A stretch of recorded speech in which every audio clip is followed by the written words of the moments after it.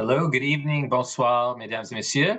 Welcome to the virtual information session on the Westminster Corridor. Bienvenue aux séances d'information virtuelle sur le Corridor Westminster. My name is Stephen Erdely. I'm one of the city councilors. I represent District 4. And with us as well, we have Mitch Gajowski, the councilor for District 5. We'll say a few words in a moment. And we have Tanya Abramovich, our associate city manager, who's in charge of the urban planning dossier, among others. Who will be answering some questions. So I'll explain briefly the format. So today, the goal is to share more information about the Westminster Corridor. There have been information sessions already and public consultation on some of the other aspects, including De Carry Square, including Côte Saint-Luc Shopping Center. There'll be one on Cavendish Mall coming up, and one on Caldwell as well coming up. But today the focus is on the Westminster Corridor, which overlaps with my district, with District 4 and District 5. And the goal is to share with you some of the changes and how it could affect you. This session, I should mention, is being recorded as well, so we'll post it. It'll be posted on the city website, and so people will be able to access it. So for those who aren't able to join right now, hopefully you're able to watch it later on the internet.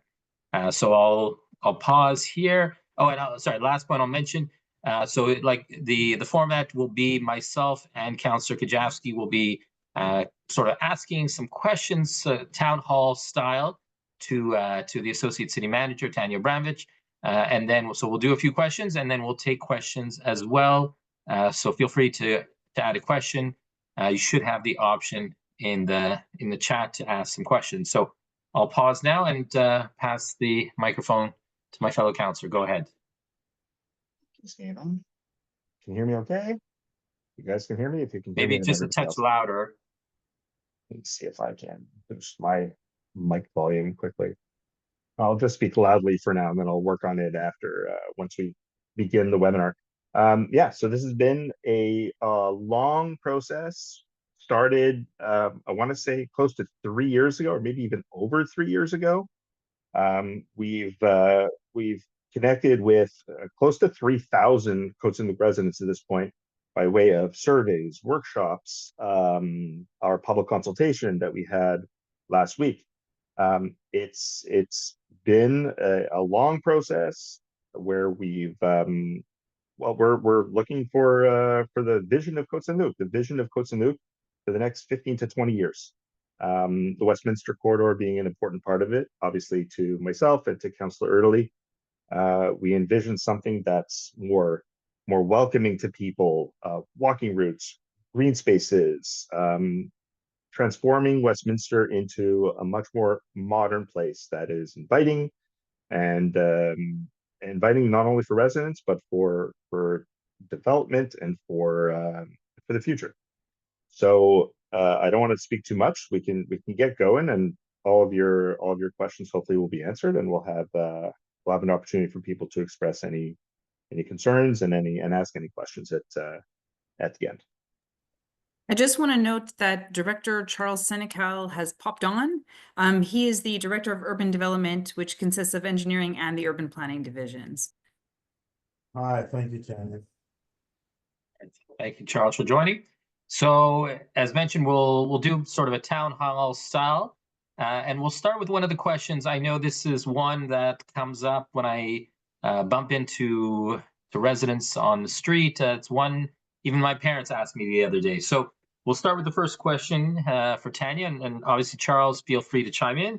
The question is, what is a master plan? And maybe, Tanya, you can mention briefly about the previous master plan and when that took place. So go ahead, Tanya. I'll let you share with the residents online. So master plan, and that's not the official term anymore. It's planning program in English according to the law, but master plan sounds better, and that's what they've always been called. So the master plan is really, it's a vision document. It's a planning document from which, you know, a city council lays out the vision for pretty much the city for the next 20 years. And it's about I want to say the landscape, the built environment, the natural environment.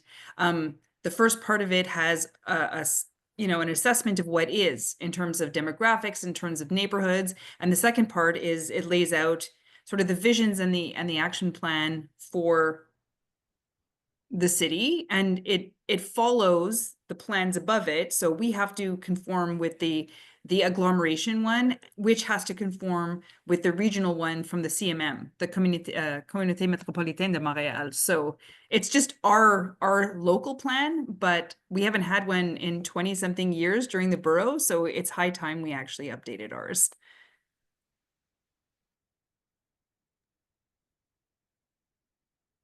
So I guess I'm up. Yes, Councillor Italy? Yeah. Okay, so I kind of dabbled on, at this in my introductory comments, but so either Tanya or Charles, question is, did we consult residents about the master plan? And what about the District 4 and District 5 area specifically? So I would say this master plan is the one thing in the city we have consulted for the most in the city's history, just to make sure we got it right. I mean, we spent a year doing what we call pre-consultations. So, I mean, we had, and I have some stats here. So just in the period, because we divided it between, we consult before we drafted a word, and now we're in the period of the regular consultations, because this is based on what we have produced and what is out in the public now. That has been public since November 20th. So in the pre-consultation period, we reached 2,342 people and 25 organizations. We had online surveys, 1,500 people answered that. We had open houses, virtual information sessions, interactive workshops, including for the Westminster Corridor. We had a whole bunch of people, there were maps and markers. It's very cool. We had focus groups, we had stakeholder meetings, and like just for the survey, for example, I've got to say District 5, 20% of the respondents of the 1,500 were from District 5. District 4 did a little less well, but District 5 is the area of the city that had the most respondents. And our Westminster Corridor was the most heavily attended of all the workshops, actually, too. Thank you, Tanya. So again, one of the questions people may be asking, I know obviously I was there at the session, the information session we had, or the pre-consultation session, I should say, on the Westminster Corridor. But some might ask, well, what exactly is the Westminster Corridor? Where does it begin? Where does it end? And maybe share a bit of the vision on a higher level in terms of the Westminster Corridor. So when we talk about the Westminster Corridor, it really is, so Westminster Avenue from Westover all the way to the top to the CP Yards. So that is the corridor. It is the north-south, I'm going to say axis, the westernmost north-south axis of the city. And whenever we say the corridor, it means all sections all the way up from Mo West. In terms of the vision for it, so it's funny because Westminster has sections, right? And in Montreal West, it's a town center. It's a main street, right? Classic main street with commerce, and it's really local and nice. And then there's residences, and you go up, and there's Hump Bridge and everything, and then you get to Côte Saint-Luc, and we start with the strip malls. We have multifamily buildings. We have, what I'll call the Fruity Maruti strip mall. I don't actually know the official name of it. We have the Olympic building, is 5555 Westminster. There's TD Bank. There's B'nai B'rith House, and then there's the underpass, right? And that sort of is the line in the sand. It's the marker between your districts 4 and 5, but it's also sort of a really big barrier. And then you start with the long grass and the long wall, and then it's a dar, and then you have sort of this residential, I'll call it soft chewy center, and then you get to north of Mackle and you have the Nosher Strip Mall and what was the Vincelli land that is now sort of, I want to say, temporarily being used as, I believe, a school. But our vision, like what the city, or your vision, I should say, it's the city council that set the vision for it. We want to try to make it, I want to say, slightly more like Montreal West, right? There's a high potential for this area. We upzoned a lot of what there is. So instead of having a 1 or 2 floor strip mall, we've made it a little higher that'll allow it to be mixed use in different areas. Not all of it. I mean, certainly there's also the vacant land that was Rafi's that is up for discussion. The Nosher Strip Mall, we upzone, but there's no residential on that one, but just three stories at most. Like but the vision is to make it more like a main street than it is now. To clarify, one thing, mixed use meaning Commercial on the ground, residential above. Correct. I should have said that. Yes, thanks. Thank you, Tanya.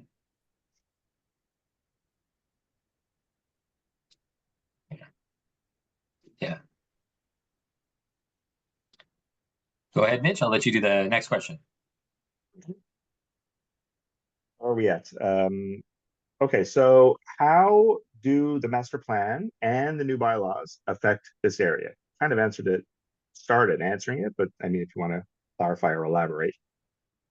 So when you drive up from Westover, right? So you cross Westover, and what you see now, well, there's a patch of grass, let's say on the left, and then you have sort of disparate buildings, and then you have the strip mall. Let's just talk below Côte Saint-Luc Road for a second.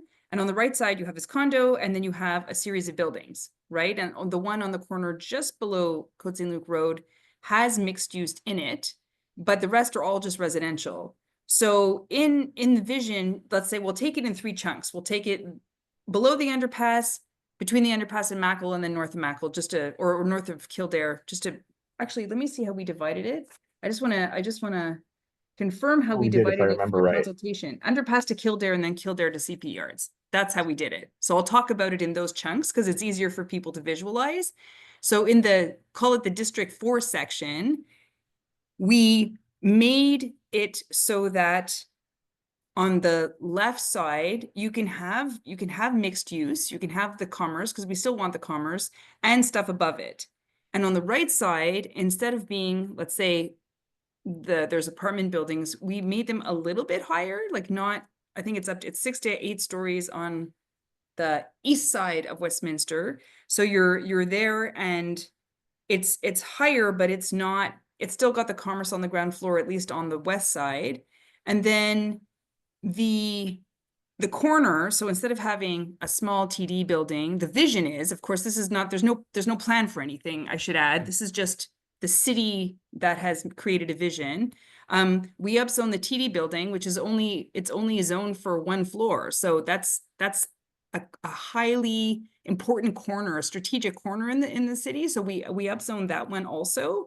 We upzone the Olympic building, but only on one part. So the part that's behind I'll call it the Kingsley condos, that part still lowish, but on the corner, it's sort of making it a corner of interest, right?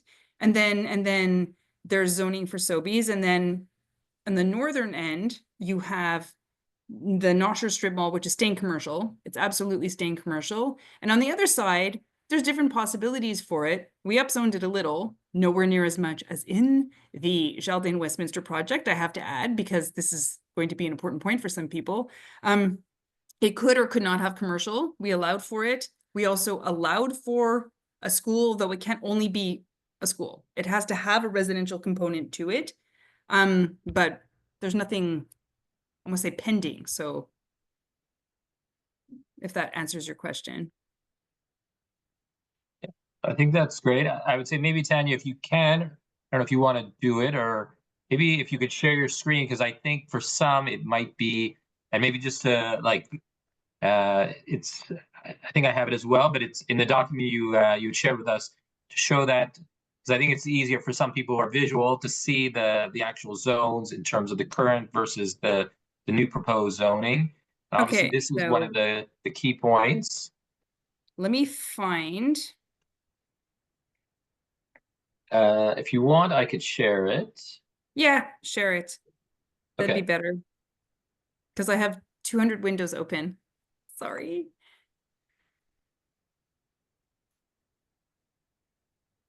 Yeah, hopefully everyone, so this is the current zoning. Can Yeah. anyone see that? So so I'll just mention, for those at home, this is the current zoning. So Yeah, the one that we have, that's the newer version, doesn't actually, there's some errors in it, but basically if you look at the bottom, so on the east side where those 4, I'll call them shorter buildings are, the residential buildings from Westover, come from Westover. Not the one on the corner of Westover, because that one's a new building. It's not, we're leaving it the way it is, but the next few, particularly the next 2, those were upzoned 6 to 8. So those would be slightly higher, still not as high as the ones behind it, I should say, but just a little bit higher. On the side, on the other side of the street where you have those little things, we actually, we made it one big zone. So maybe what I'll do, maybe I'll show, well, maybe finish and then I'll show the new zone, the new document as well. So I'll let you But the just, new one's not correct. That's the thing, though. There's some errors in it. Like it's older than what council approved. So Just talk about, we can just look at Well- the old and Yeah. kind of get people to try to visualize. well, I'll share this is the one you shared. So it's not final, but this is still, that's one that's being discussed. So maybe Tanya, if you want to just go through it one more time here. okay, so the 8 and the 8 you'll see, and it says 8, but it's 6 to 8.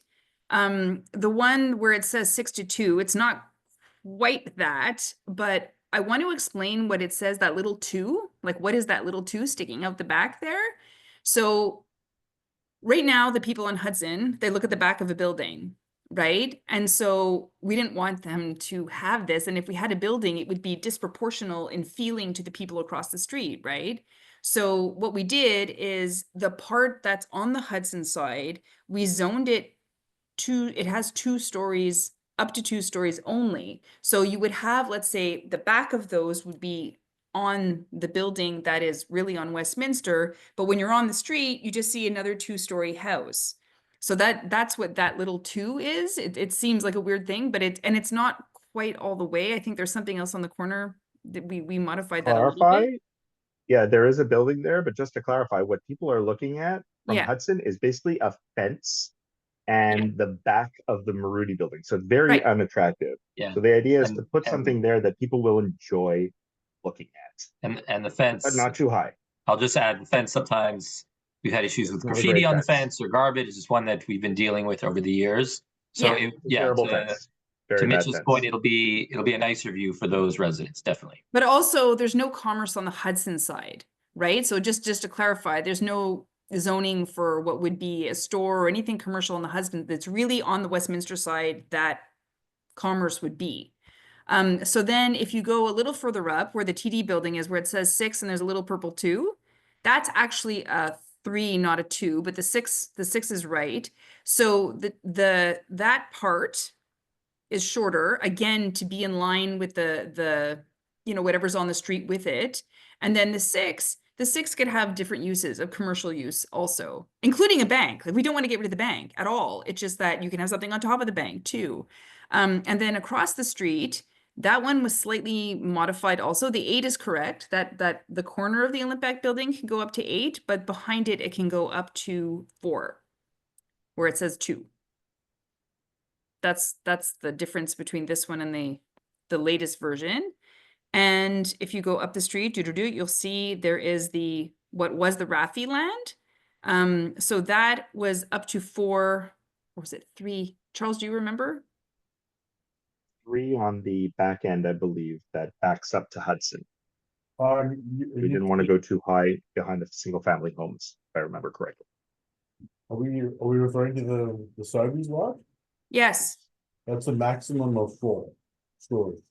Currently in the graph. Okay, I'll just pull up the table. Yep, 4. It's 4. It's 2 to 4 is what we said. And then obviously the homes are the homes. They're not changing. The park's not changing. Nothing is changing. As you can see where the Nasha Strip Mall, it's 3 and still commercial only. And then this is also, I'm gonna double check what the Jardin Westminster side is, because it's a little more complicated than that. The top where it says 6 is actually 8, but it's shorter on, it's only on that side, and it's shorter on the Mackle side also. So yes, and we merged the zones. So where there are townhouses currently existing, it's in the same zone. So those are the changes. It's not going to be like Moat West 2, because let's face it, we have a different environment to work from, but that's basically where we're going with. And I'll just chime in just to share as an example. So I don't know if people at home can see my cursor. So this zone here, which is there's 2 apartment buildings on Westminster just north of Westover, which are ones where we've had issues, and the city has been dealing. I know we had even just recently the fire department and urban planning and the police and different departments in there to deal with with issues, severe issues. It's one we're hoping that possibly a new owner could take and redevelop.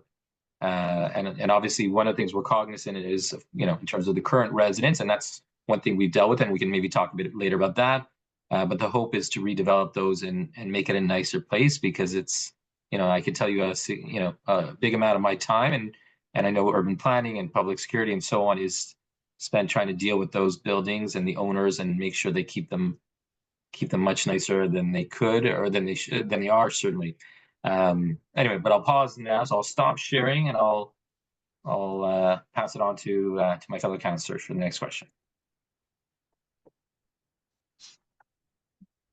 So this is me. So let's keep this pretty high level for now, this question, because we're going to get into the specifics later about like what's coming. So are there any development projects along Westminster on the table right now? Keeping in mind, we'll get into the like specifics in just a little bit. Sorry. The short answer is no. So certainly for anything south of the underpass, we got nothing. There was a project, there was an approved zoning change for the Beton building on the corner, the southeast corner of Westminster.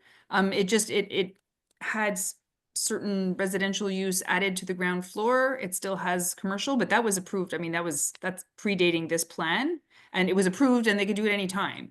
But that's the only one that's actually, I wouldn't say on the table, but it's really passed already. There is nothing for the Sobeys land yet. There is nothing, like none of these have a developer attached to them. The only one where there is a developer that wants to do something is Jardin Westminster, of course, but literally after the last, I'm going to say, attempt at a zoning change, they haven't submitted a new anything yet that would even come close to what our zoning, like it's not on the table yet. But that one would be a pending one where we expect one. Wager a guess that they're probably waiting for this process to end before they go to the next stage. I would imagine Just guessing. so. Just guessing. Right. Slowly. Thank you. Thanks, Tanya. So, we've talked about Westminster, and Caldwell's coming up the malls. But I guess my question, Tanya, are there other aspects of the master plan that you want to share? If you share a few points not related to the malls and to these points, go ahead. So I know that everyone talking about the master plan is like, the Cavendish Mall, the Carey Square, and they think that this whole plan is just about the redevelopment. But there are many, many things, particularly with these districts, that are hugely impacted, not just by, the zoning bylaw or the master plan itself, but the other bylaws that we're passing, like the PIIA, or the SPAIP, which is the site planning and architectural integration. So just a trend, for example, in both District 5 and District 4 is home expansions, right? Just to give one example. So one of the things that we got as a message loud and clear from our residents is people want flexibility to modify their homes and do things in their homes so it can evolve with their family life, right? So when they have little kids, when they have, aging parents, if they want to have certain things. So just to give you an example for home expansions, there are a lot of bungalows in both of your districts. The way it stands now, we have this thing called the symmetry of heights, where only a certain percentage more, so 25% more, can be added to a home. 25% added to a bungalow is in fact not tall enough for a floor. So it's kind of it's very nice for homes that are taller and bigger, but it's not nice for homes that are smaller. So we see, I sit on the Planning Advisory Committee along with actually Councillor Kujawski and of course, Director Senecal, and there are home expansions in these districts every single month. So the heights were fixed. We made them so it's number of stories and then a maximum height. So in this area, it's 35 is the maximum height, but it's 2 stories, so you can work with that. We also have, I mean, the site planning and architectural integration. Anyone who's been sitting on PAC or submitted a project of your residence knows that it used to take forever to get projects in. So now we created architectural guidelines to expand homes and how to get your project basically passed as fast as possible.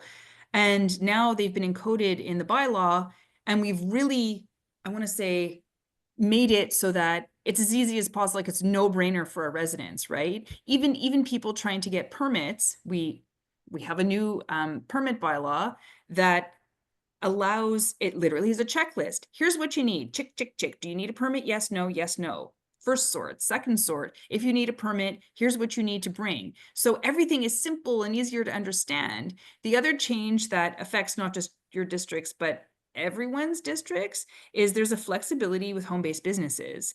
So our current bylaw allows for, if there's a dentist or a doctor or a sort of professional as a member of order, you can have a business in your home. People wanted flexibility. So we actually expanded the parameters of what you can do in a home-based business, with the caveat that there are certain criteria, and the criteria, things like 1 client at a time. So you can have a hairdresser now where you weren't allowed before. 1 client at a time. The operating hours have to only be during regular business hours. You know, there's a whole series of criteria that actually came directly from the public consultations. These are people, we almost lifted word for word what people suggested we have for these. So, you know, you can add granny suites now. That's another thing. Those can become legal. So there's a lot of changes that are not just the mall redevelopments. No, thank you for sharing. And I'll just mention it's something that's, I've heard from a lot of my, friends and colleagues. People are working from home more. So it makes sense that we adjust the zoning. And I'll also mention, for those that haven't had a chance to go through the documents, I really think it's nice in terms of showing examples of houses or renovations, with pictures and diagrams. I'm a visual kinesthetic learner myself, so it's easier when you can see it, and it makes it more clear for residents as well. So I guess the next question is regarding the commercial strip mall. So, I know it's something that's, something very important for the residents. I go to the dry cleaner, I have my dentist, a dépanneur, pharmacy, whatnot, get my bagels. So the question is, how will we maintain those commercial strip malls? And tell us, what's your answer to that, Tanya? So we're super lucky to have all these strip malls in this area, right? Like these, having this commerce, I don't know what it's called in English, but it's called the service de proximité. So your daily life, right? So you have your fruit store and your bagel guy and your dep and your this and your bank, all of these things we absolutely want to keep. Like there is no desire to turn this into residential. And even in the upzoning, we absolutely want to keep all the commerce that we have in the area. And even places like Noshers, we wanted to add even another floor of commerce. And even in the Fruity Moody shopping center, because you could have commerce now, it's 2 floors at least on the left side. So you can have it. And one of the goals of mixed use development is to really support the commerce downstairs, right? Because if you live upstairs, you're going to go downstairs and get all your stuff from these people. So what is the transition? If there is construction, that is a whole other story. We will absolutely do what we can to help with that, because we want to keep all these businesses. There's not one we don't want to keep. Okay, thank you. I'll just mention, so Councillor Jasper will do the next question or two, but I think maybe I'm noticing we have some questions coming in on the chat. So maybe we'll do 1 or 2 more questions, and then we'll pause and get to the questions in the chat. Say I glanced at the questions. I love these first couple of questions from the Q&A. So we'll get to it. And by the way, if you want to see an example of a mixed use on the avenue, we finally have a couple of commerces that have opened on the ground floor at the residential, formerly, well, mixed use, but residential building on the avenue across from the Cavendish Mall, or Cartier Cavendish. There's a new little deli that's open there and an orthodontist. So you can see a perfect example of commerce on the ground, residential above. And hopefully that, that deli commerce is being supported by the residential above. Okay, so Associate City Manager Bramovich. There are two sections of vacant land in Westminster, where Raffi used to be, the Sobeys lot, and where Vincelli used to be, the proposed Jardin Westminster lot. Now, feel free to speculate, should you wish to speculate, but what will those become? So we can't, I'll just clarify by saying we can't, I'm going to say project a project or design a project, right? So what we do in the city is we say, you can have these uses, and here's the size of the box it could be and how far it has to be from, I want to say, the sidewalk, right? So there's no way I can say, oh, it's going to look like this. So what I can tell you, so for example, for zone 600, which I believe, zone 600 is the Jardin Westminster one. So I'll talk about that one first. So it's allowed to be multifamily dwelling, right? Like regular multifamily dwelling, have apartments or condos. We don't control that. So just to clarify for people, they think, oh, you're going to build condos. We have no say in that. As long as it's a multifamily, it can be whatever. We're allowing for proximity commerce also, for sure, because that's what we want. Also within, not full on restaurants, for example, but if you have like an ice cream parlor or like limited foodstuffs could be there. Personal and professional services, daycare, preschool. You can also have primary and secondary education and community establishments, though that's permitted in the Jardin land or zone, I should say. 4 stories, like I said, up to 8 before, and the rest is you can have detached, you can have semi-detached, you can have contiguous, whatever it is. So that is the Jardin one. For the Raffi land, what is permitted? That's not to say what's going to be built, but it's what's allowed to be built. 2 family and 3 family dwellings. So you can have townhouses, you can have stacked townhouses, but not single families. You can have a multifamily dwelling, but the height is 4 stories. So it would be low rise multifamily, that's permitted. Again, you can have proximity commerce, like only on the ground floor. And then we're permitting meal service, whether Sobeys permits it as part of its lease or like whoever is selling conditions, that's a separate story. But as a city, we feel that some food there is allowed. And that's what's permitted. Apart from that, what will be there, who will buy it, could not say. Just to add to that, Tanya. So the master plan process or the planning program process, like Tanya said, is what is permitted. We have a totally separate process, the SPIP and the whole PAC process that makes recommendations to council on specific projects. So nothing can be built until it goes through the PAC process, through the presentation to council. So each project on its own will go through this very elaborate and very insightful process. It's kind of a good transition. Do you want to go to a quick question now? Because there's actually a really good question. Can I just elaborate on something you said? Because you're missing even a whole bunch of steps there. Well, so yeah, obviously. Before you even get to, so there's a whole subdivision also, right? And depending on the lot, if the lots are divided or merged, first that whole thing has to go to new lot numbers. That's just one piece. Then there's the PAC part, the Planning Advisory Committee, where they approve, don't approve. You know, if there is a subdivision, then there's a whole parkland 10% that has to be given to the city in either green space or money. Then, you know, there's the PAC process, and we put the sign out on the land. Here's what's going to be here. You know, and then there's the whole like permits. To get a permit, you can't just get a permit just because you have an approved project. That there's cascading series of things. It's not tomorrow. But get to the questions. Go ahead. Let's hear from our resident. So, well, there's a first one that's a little less relevant to what we were discussing. So like, well, maybe we'll go do question 1 second, because this second question is exactly what we've been kind of talking about. So it's from Rose, I see. So she says, thank you for this. There seems to be a lot of residential buildings planned in this new plan, which is amazing. But my question is, will the prices of these residentials, condos or otherwise, be placed at a margin that attracts regular working class people? Question's gone.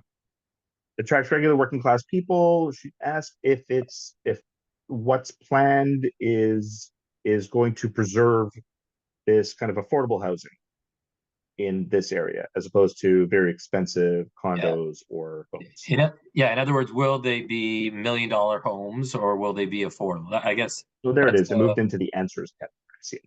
Yeah. So, So place in a margin that attracts regular working class and young families. So a few things. Number one, so we did pass a social, affordable, and family housing bylaw. The obligation for social housing is really reserved for the 3 malls, but any multifamily that's built must have 10% family housing, which is defined as having 3 bedrooms, I mean, or more, but generally speaking, at least 3 bedrooms. So that's in any of these, like as soon as it becomes multifamily, 20 units or more, boom, it has to have family housing also. In terms of price point, I mean, we don't set prices, right?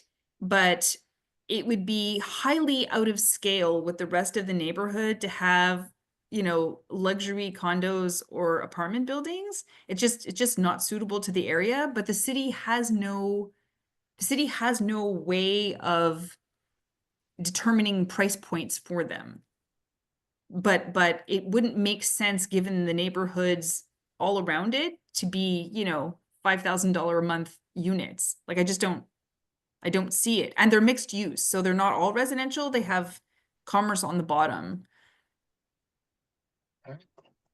Thank you for that, Tanya. So we'll flip to the first question, and just maybe to clarify, I think I mentioned to ask questions in the chat. My apologies. I meant to ask questions in the by pressing the Q&A button on your screen. So yeah, just to clarify that.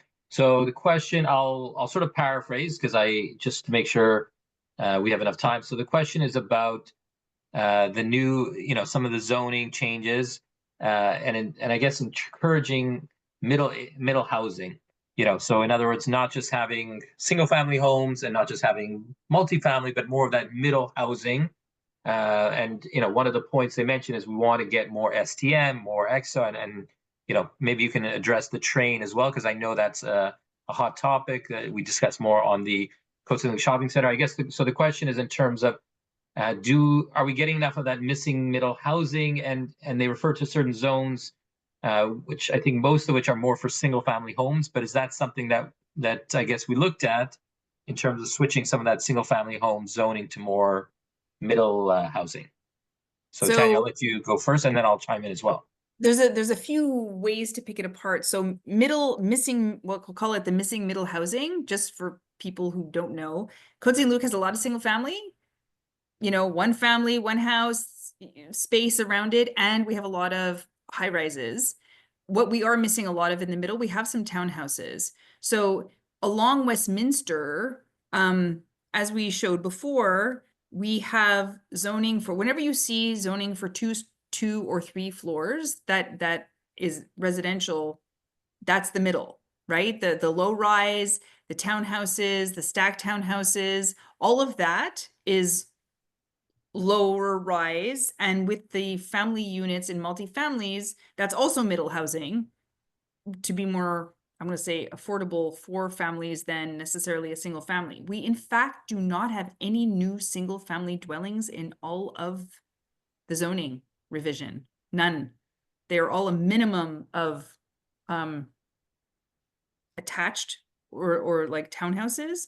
That's the minimum. For transit, part of the reason why we want to have density is to attract the transit, right? Because we have mediocre transit at best and poor even on some level. So we want to have a train station at Côte Saint-Luc Shopping Center, which would very well serve this area, particularly if there's a little footbridge like we want from Côte Saint-Luc Shopping Center connecting to Parkhaven. But one of the reasons why we're doing all this is to attract the transit, because that will help everybody. The other thing that we're allowing gentle density in the single family area, right? So the character of the street and everything, we want to preserve that because no one wants weird mixes, but we are again allowing the granny flats. We're allowing if someone and we have one example that's actually a project in not your districts, District 3, but for bigger lots to make 2 lots out of a lot. So gentle densification also is permitted. So there are different ways. Perfect. You wanted to add Do something. another question? Stephen, did you want to add something? Well, I guess, look, I was gonna add in terms of the public transit. Yeah. You know, I was gonna say it's a bit of a what comes first, the chicken or the egg? You know, it's something we deal with the STM. You know, we want more people to take the bus. So we're asking them for more buses, you know, more, you know, greater frequency of the buses. They're saying, well, we'll get the greater frequency of buses when more people are on the bus. So, you know, when more people start taking the bus. And the same, you know, it'll be the same issue somewhat with the train, but we're hoping by increasing the density, we'll be able to get access to more busing and more of the train. So that's just what I was going to add. But yeah, go ahead, Mitch. I'll let you take the next question from the Q&A. Let's see what we've got here. So Sean asks, will the 2 stories mean properties or bungalows that are half basements have to modify the foundation if they want to expand vertically? Or is that 2 stories minus the half stories of most properties in the area? Do I understand the question? So it's Whenever we say the 2 stories, one. well, basements don't count as stories ever. So when we say stories, it's floor, then floor on top, all above grade. Okay, so hopefully we answered that question. But we'll keep going. And if Sean, it wasn't clear, just chime in again on the bottom, and we'll get back to you in a moment. We have a question from fellow councillor Dita Burke, who's on. Will home-based businesses have to get permits and pay taxes? So normally we don't take questions from councillors at public consultations, but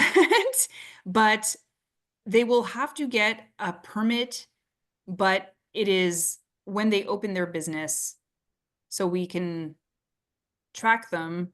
But the taxes, as far as I know, won't be different because it can't take up more than a percentage of the home, and it's not a very large percentage of the home either. All right. Be my guess too. Yeah, no, that tends to make sense. Go ahead, Mitch. I'll let you do the next question. So let's go to Alan Schneiderman.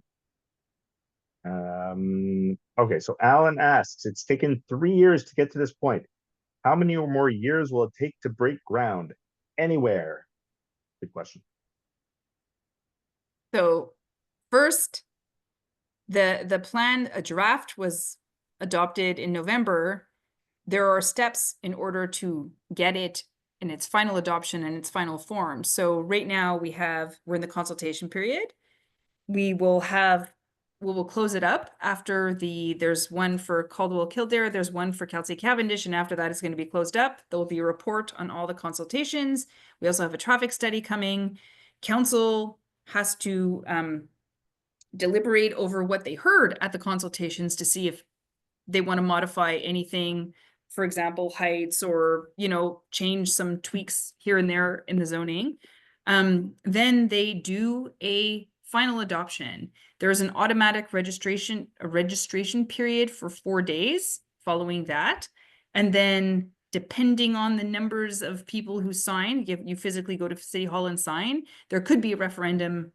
And then let's say the angels sing, there's no referendum, it's done. Then it's in effect, it just needs to conform to the AGLO, like it has a final revision for what's called concordance, and then it comes into force. And then at that point, then a developer can come to the city, and that whole process of, subdivision, project, pack, and all that kicks in. So breaking ground, I'm not even sure when exactly this plan and zoning bylaw are going to be passed. But assuming they were passed this year, let's say this summer, it would still take a solid, I don't know, Charles, what do you think? Year and a bit if it was passed like in May, let's say. Are we referring to a specific vacant lot or project or just in general? No, if there was any of the lots that have been upzoned or changed, so it's en vigueur, you have a zoning project. Assuming it's passed in May, when do you think the earliest a shovel could be in the ground? Oh, that's really difficult to say because it really depends on the project itself. Depends whether someone's adding floors, for example, to a building, which in itself has a certain amount of time that the planning phase would be, as opposed to a vacant lot. I would say you'd be hard pressed to see a shovel in the ground before a year and a half after the plan and its associated bylaws have been passed, I would say. Okay, so after it's been passed. So if it got passed, for example, in June, you'd have another year and a half at the minimum. Yeah, that's correct, because as you pointed out earlier, in some cases, there are subdivisions required. That's a time-consuming process. There's the planning phase itself. The planning then has to go through our PAC and the CCU committees, which could be a very relatively fast process, and it could take months in some cases until, you know, the city is, let's say, satisfied with a project and sort of what it looks like, etc. So there's many variables, but I would say a year and a half would be a good sort of average. And maybe I'll just chime in and to add. Obviously, it's, you know, it'll be up to the developers as well. You know, it'll depend how quickly the developers start or want to implement some of the changes that are come out of the master plan. So I'll go to the next question. So this is a question from Sean. So relating to the parking lots, and actually, it's a good question. I know, you know, the question is with regard to the parking lots in the front. So for example, Côte Saint-Luc Shopping Center, one of the points is that the parking lot is huge, and you know, the mall is quite removed from the road. And I know for Côte Saint-Luc Shopping Center, for DeCarry Square, for Cavendish Mall, it's something we've talked about. The question is related to some of the shopping centers on Westminster, for example, the Fruity Marudi or the Ollenbeck shopping center. Is that something that is in there? I actually am not 100% sure of the answer. So Tanya, if you want to chime in on that. So certainly the residential parking for those components, and there's no residential in the 5555 slated at all, if I'm not mistaken, or I don't think so. But whatever there's residential, that's underground, right? Like there's no street parking for residential going to be happening in any of these. The number of outdoor parking spaces will probably be reduced. I don't see council eliminating, because you know, just want to run in and get your bagels, like you don't want to have to go a whole underground, right? So I think it's sort of, we will have parking ratios. There's a chunk of it that's underground for sure, but then the parking ratios will be slightly lower than they are now. We right now have the highest parking ratios anywhere for any reason. So the requirements for parking will be less, but I don't see us, and Charles, please correct me if I'm wrong or not, I don't see us eliminating surface parking completely for any of these strip malls. Yeah, I mean, I'd add that one thing that I took away from many of the sessions that I attended was exactly that. The public were concerned that you know, we'd lose too much surface parking at some of these locations for exactly what you just said. Somebody that just wants to stop for a couple of minutes, grab a couple of things in the shop, and then leave. So I agree with you. I think we'll definitely see a reduction in most cases, but it won't be all lost. But certainly the majority of parking will be underground, and as you correctly pointed out, aim is to reduce the ratios and therefore you know, reduce the amount of traffic as well in and out of these new developments. Right. Thank you. Mitch, I'll let you do the next one. Okay, so what's next? So in terms of Process. What's next in the process? I guess I mean, if you want to get into just the basics of what's next in the council process, I get that. I mean, following public consultation, now we just move to the next phase? So what does that look like from the public's perspective? So we have a couple more, like I mentioned, and then we write a report. All our consultations have a report that you can read. The pre-consultations, there's actually two because it was done in two phases. So it's available for the public, but the goal of it is to summarize for council. I mean, you're the decision makers, what people have said, the feedback, because now the documents are live. People may love things, hate things. Council may want to reconsider, various articles, various aspects. So there's definitely a deliberation period that council will have to sort of say, okay, because it's still not set in stone, right? Like it's still malleable, let's call it a little bit. And then so after council says, okay, we're making these, let's call them 10 changes or whatever it is, then they do a final adoption, right? They vote in public on not just the master plan, but it's also on the zoning bylaw revision, the social affordable housing bylaw, subdivision bylaw, the PIIA bylaw, the permits and certificates bylaw. We've also updated construction and the demolition bylaw. So all of these, and actually the waste bylaw will also be there because there's various aspects. They get adopted. There is a 4-day registration period, which we will of course advertise. All of this is, you can follow along, côtesaintluc.org/engage, côtesaintluc.org/contribuer. You can always see the timeline, like whatever's next, you click on, you can see past stuff and you can see what's coming in the future. And then registration period, you have to have a certain number of signatures to trigger a referendum.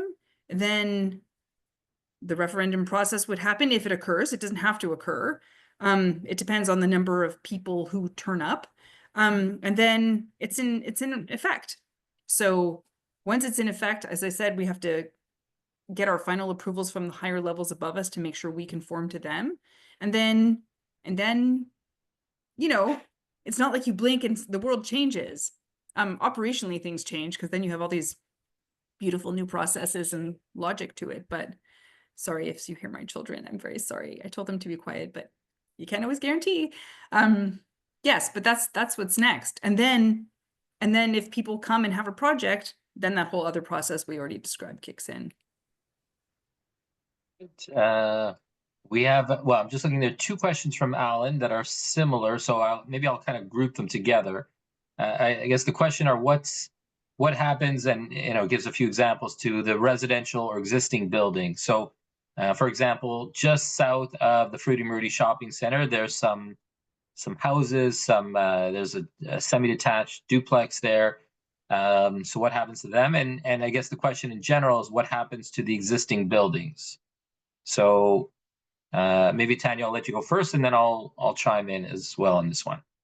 And Charles may want to chime in too. Yeah, Charles too. So those buildings are owned by private owners, right? So if the private owner wants to do nothing with it, they don't have to do anything with it. And even if something is upzoned, like let's say it's a 2-story home and we've upzoned it to 4, that doesn't make an obligation for the person to have to do anything. They could leave it the way it is as long as they want.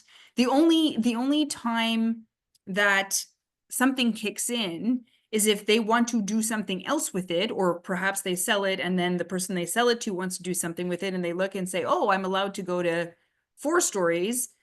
They can, but there's nobody's making anybody change anything that from what already exists. So that's what happens to the buildings. They stand there until they don't.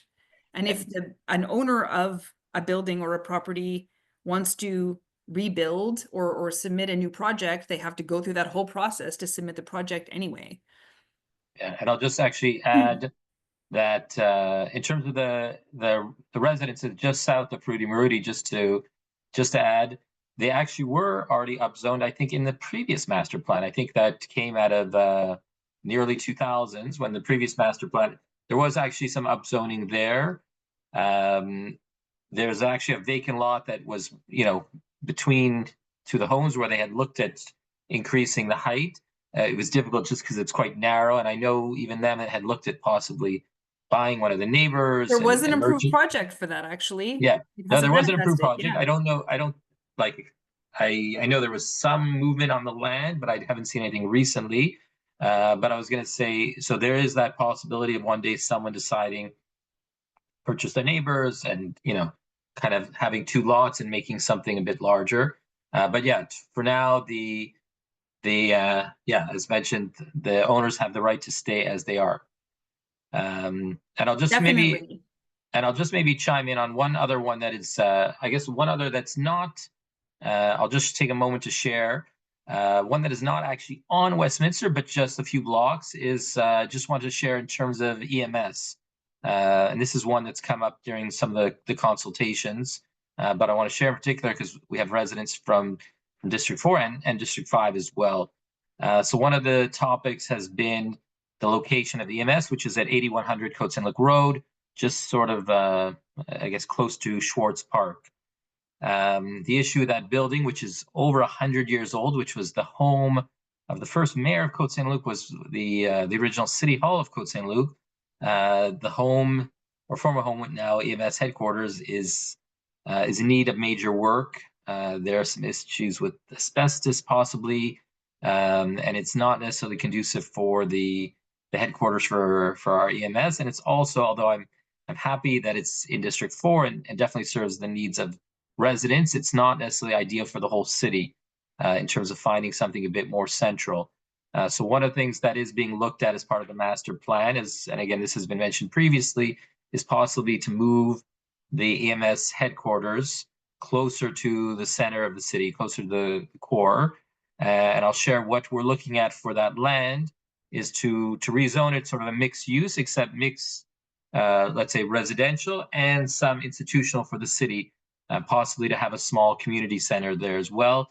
District 4 doesn't have, aside from the 8100 building, doesn't have any actual core city services. So one of the things we're looking at is a mixed use there with, like I said, a community center, either a standalone building or integrated into a residential building. So that is something that is in the new, right now in the new proposed zoning. And obviously it'll come down to timing and money and several other factors, but it is something the city is looking at. So I just wanted to. And not commerce, just to emphasize that. True, yeah. So commerce. sorry, I should clarify, not commerce. So it'd be a mix residential and institutional. And the institutional would be, again, for a small or mini community center to serve the residents of the district and the area. Just looking at the questions, I think we did that one. So there was a question about underground parking, but I think we addressed that already. I think that was answered. Do you want to do the next one? There's one on Bixi bikes and Communauté. So maybe Mitch, I'll let you read out that question. So the master plan mentions Bixi and Communauté. Is this just to set up changes for zoning to allow these services to expand more? Or is the city actively talking with these services to expand into the city? They would open up Westminster a lot more for short travel. Question.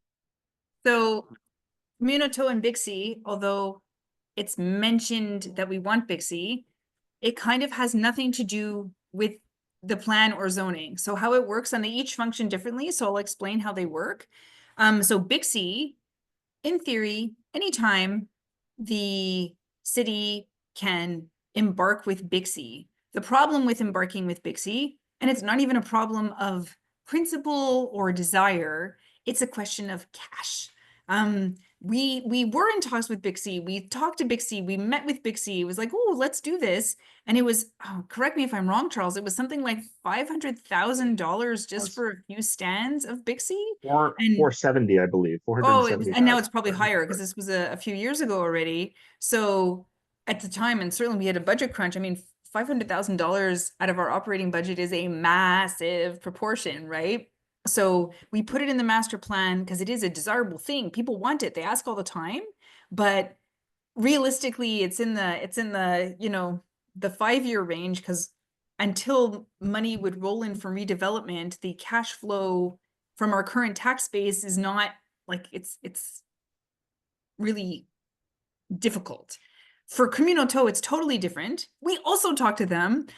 We've met them as recently as last year. So for those of you who know or don't know, we do have Communauto. There's two kinds of Communauto. There's Communauto Flex, and there's the kind where you have the dedicated parking space, like we have at the back of City Hall. There's one space.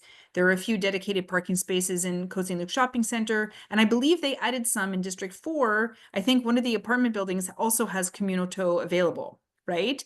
Communauto decides where they're putting those spaces. So the city has no say. We had a say in City Hall because it was our land, but we didn't even know that they had added spaces in Côte Saint-Luc Shopping Center and that they added spaces with that because it was on private land that they added it. So they choose where they add it based on, I guess, the people who hold the membership card. They have the sort of map of where all the members live. The thing we do control is the kind where you can just park Communauto on the street and leave it there. So there is a section of town, it's in District 3, that allows overnight parking. It all relates to overnight parking because in our city, you can't do it from 3 to 6. So in this one area, you can't do it 3 to 6 unless you have Communauto. So the city could look at adding that kind of Communauto service, or at least allowing it in our bylaws. But for the ones at posts, they decide, they choose. It's up to them. Just to add one point about Bixby, in our case, I can't speak for all of council. I can only speak for myself, but to spend money on Bixby right now would be, call it putting the cart before the horse. Because if we're going to spend $500,000, $1 million on bringing Bixby in, I would think that people who are biking within our city would want a safe place to do so. So I think the money first is spent to improve our bike paths, to connect to the different bike networks. And then once we have an attractive place in which to bike, then we spend the money on Bixby to invite people to use our beautiful bike paths that connect to the entire island of Montreal. Yeah, and I'll just speak to the money in general, as have the finance portfolio. So I'll start by saying we're not, just to be crystal clear, we're not doing the master plan to generate more tax revenue. However, it definitely will help the city. With more development, it'll mean more tax revenue. We estimate, just for example, for the 3 malls, about $2.5 to $5 million per location. So we're talking about Côte Saint-Luc Shopping Center, DeCarry Square, and Cavendish Mall. So $7.5 to $15 million extra for the city per year. And we have a lot of expenses coming up. We have in Côte Saint-Luc still about 1,500 to 2,000 homes that have lead service lines. We're doing a few every year, but it's going to take time to replace them. In the meantime, we encourage residents, if you have a home that may have lead, of course, to use a filter. But we're going to have to do, to replace all those lead service lines, it's going to cost $30 to $40 million. We have upcoming renovation to the Côte Saint-Luc underpass, which is going to cost approximately $30 million, of which it'll be split with the city of Montreal, but it's approximately $15 million for Côte Saint-Luc and $15 million for Montreal. So it's, again, an extra expense. Roads, sidewalks, pipes. Côte Saint-Luc historically we're second or third highest in terms of tax rate on the island. This is not new. This goes back 10, 15, 20, 30 years. So, the goal is to try to keep it as low as possible, while still, of course, making sure to maintain the services. So, to go back to Councillor Gajewski's point, the hope is to have, if we do have a bit more money, to be able to afford the Bixby. I have to admit, I had my Bixby pass years ago, and I used to use it regularly. I haven't done it as much in my older age, but definitely would be nice for our residents if we were to have it. But I just don't know financially if we can do it right now. So, but we want it. It's not. We do. Like I still have I don't know, somewhere in a drawer, probably in this desk, I have my old Bixby pass from years ago that I haven't used in a while. Charles, I think you had your hand up for a sec. Did you want to add something?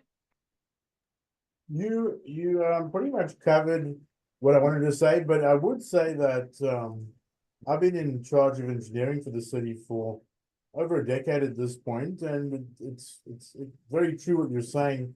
The fact is, the building stock we have today in Côte Saint-Luc, that forms our tax base, isn't able to generate the amount of money that the city requires to, really catch up on our infrastructure deficit. Now, every city has one. We're not unique in that sense, but really and truly, to your point, we have some big capital works projects slated for the future.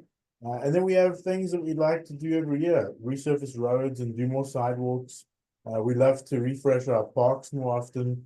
And so to do so, we need a slightly different sort of tax base, and the three malls are, a great opportunity to create that. So thank you. Yeah, thanks, Charles. Go ahead. Anyway, go ahead, Tanya. Sorry, I just want to build on something Charles said, because I don't think the average resident understands. Sorry, I have to lower my hand here. So we have particularly 66% of our residents live in high rises, but 70% of our territory is covered in low rise single family dwellings, right? So basically your districts, those are like the most spaced out of them all. So you have a house and a house and a house. And to every house, you have a pipe, and it goes to the street, and then the street pipe goes here and does this. And on that, you have roads and sidewalks with asphalt, lamps, and all sorts of things. So on a street that, let's say, has 20 homes, that's 20 families that uses all those roads and all that infrastructure that goes with it, not to mention things like snow removal, right? Which you have all these streets. It is really not efficient from an infrastructure delivery point of view. You have one building, you have one pipe that goes in the building, done, right? And you have a little street, there's so much less. So all the taxes, like the building pays the taxes, the individuals, let's say it's apartments, they don't pay those taxes, but they do in their rent. That if you pay, let's say, $5,000 in taxes or $6,000 in taxes for your home on whatever of these streets in your districts in particular, it doesn't cover the cost of the infrastructure around your home, right? And I know it's like, you guys pay such high taxes, and you do, no kidding, but those taxes go towards, the services, the snow removal, the garbage pickup, like it goes to actual services of the city, right? So it doesn't, and we are not unique. There's a book in the library called Strong Towns, which I suggest everybody take out. And there's a whole movement called the Strong Towns movement, because any city that was built in the 50s and 60s, when this kind of subdivision was created, has exactly the same problem we do, and they don't know how to deal with it financially. So that's why there's this movement towards more density and mixed use, because they all need it, because all the roads that were built in the 50s are crumbling to bits across North America. I'll just say, just briefly, it's not a complete meeting until Tanya recommends a book, until the librarian comes out, or until Councillor Early brings up EVs or LED lights. So we're almost there. We'll get to that. I was gonna add one more point, but I will get to, I promise I'll mention EVs and LEDs before we conclude. But I was gonna say one other point that I touched on earlier, and it didn't come up in the questions, but I wanted to mention this one as well first before I forget. Is regarding, I guess the question came up at some point regarding some of the existing buildings and obviously renovations to them, to expand, to add height, or possibly to tear them down and rebuild them, and obviously that will affect some of the residents in those buildings, and it's something we're cognizant of. And one of the things we did recently was we amended our construction bylaw in terms of dealing and addressing what's called, let's say, renoviction. So the point there is that if there is a case, and obviously the goal is, if there's renovations in a building and they're adding a floor, let's say, or reorganizing some of the units, the goal is to be able to maintain people in their place of dwelling, in their residence, as long as possible without inconveniencing them. That's always the first goal. If they do have to be relocated, there's strict rules from the city. There's rules obviously from the Régie du Logement. But the key is, and I'm just kind of reading through my notes from the bylaw, the key is that the building owner has to provide proof to the city in terms of what they're doing.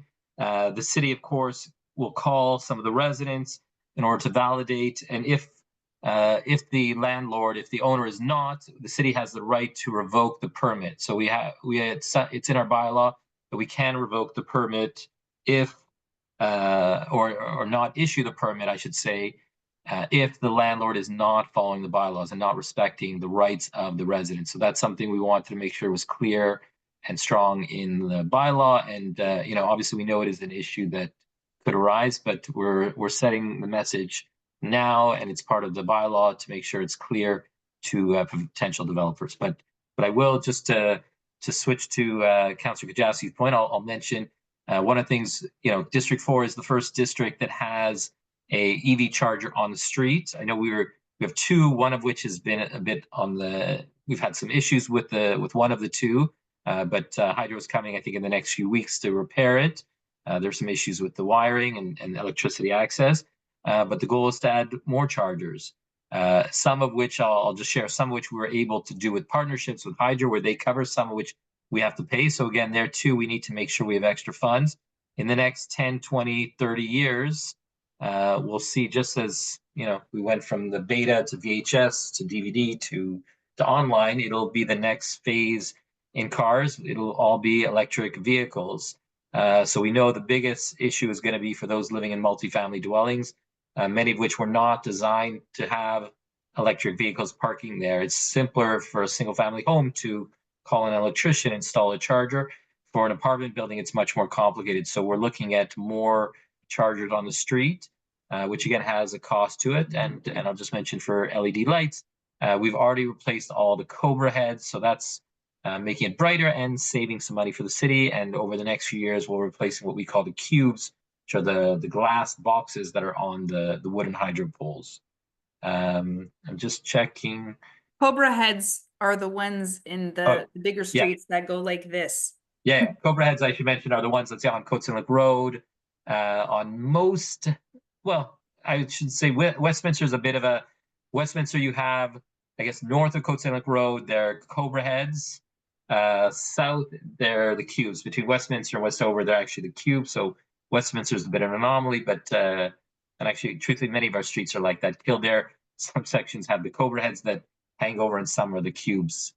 So it's a bit of a mix, but we're going with new LEDs that'll be more energy efficient, and actually, just for those who are sky watchers or like to see the stars, it'll make it easier, because the cubes actually light up the sky and make it harder to see stars for those who are interested. I'm just looking to see if there's any other questions. So hopefully, look, I guess maybe I'll just say a few closing remarks, and I'll allow my colleagues as well. I'll just say, we appreciate those of you who took the time to come out to this session, to join the session. It'll be available online, I guess, most likely through our CôteSaintLuc.org/engage site. So we'll make definitely. Sure. Yes. Yeah, so I guess Darrell Levine, who's actually, I want to take a moment to thank, who's in the background. Oh, and well, I'll just finish, and then I'll see. I guess we got one question that just came in, but I'll just mention a thank you to Darrell Levine, who always organizes the technical side. So we appreciate that.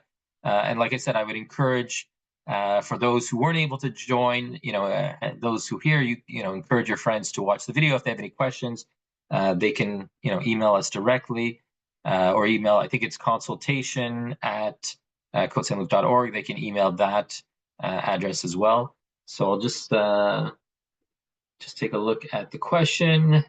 It was mentioned before that there's a look to lighter density increases in Granny Flats, facing the issue of homes in our district not being able to cover our own infrastructure. Is there any redistricting plan to allow owners to build smaller multiplexes like duplex, triplexes, and quadruplexes? Good question. I don't know. So I guess shifting from duplexes to triplexes, quadruplexes. I'm not sure who wants to answer that question. Tanya, do you want to take a shot? The shift, there aren't a huge number of duplexes in certainly districts 4 and 5. So District 4, there's a few kind of in the so the Euclid area, East Luke, Earl Bailey section. Yeah, a duplex would be allowed to have I want to say an apartment, a legal apartment, because many exist now that aren't legal, that would be able to have a legal apartment, yes, which would technically make it a triplex. I mean, it has to conform to certain, there's safety issues, but yes, they could.